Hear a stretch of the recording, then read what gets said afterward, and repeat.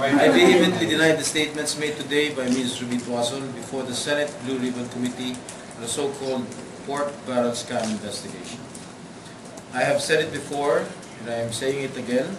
I have not asked nor received any kickbacks or commissions from Mrs. Tuason. Again, I reiterate my request to the Senate leadership to check and immediately make public the CCTV footages wherein Ms. Tuason allegedly delivered money to me in the basement parking of the Senate building. As to her testimony that I directly dealt with Ms. Napoles regarding my PDAF, that is a total lie. I never had any dealings with Ms. Napoles, either directly or indirectly regarding my PDAF application. It is quite obvious from Mrs. Tuason's body language and her replies from the questions propounded on her, as well as the information shared to the committee, that she had no recollection of events on her own. As seen on live national television, she has to confer with Benhur Luy and constantly refer to her affidavit and other papers to answer the questions from the senators.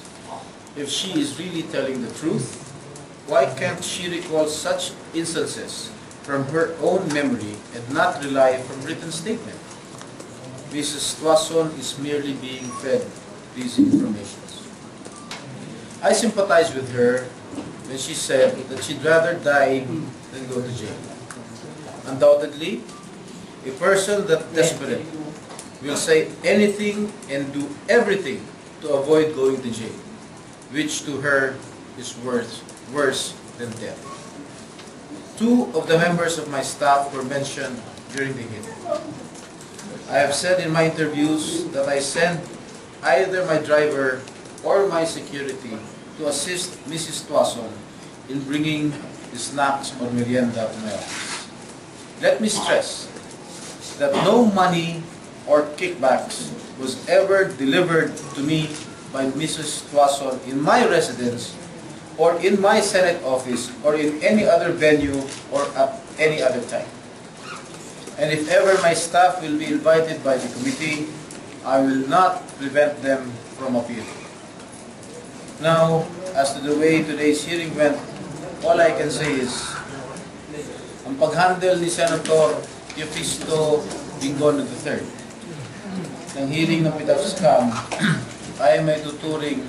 So sinabi niya, testimonya ni Ms. Tuason ay 3-point shot. Ang may tuturing ko sa pag-handle ng kanyang ng hearing kanina ay isang offensive foul dahil masyado niya nang hinusgahan ang pahayag o ang testimonya ni Ms. Tuason kahit wala pa namang basihan o ebidensya, iban lang sa salita ni Ginang Tuason.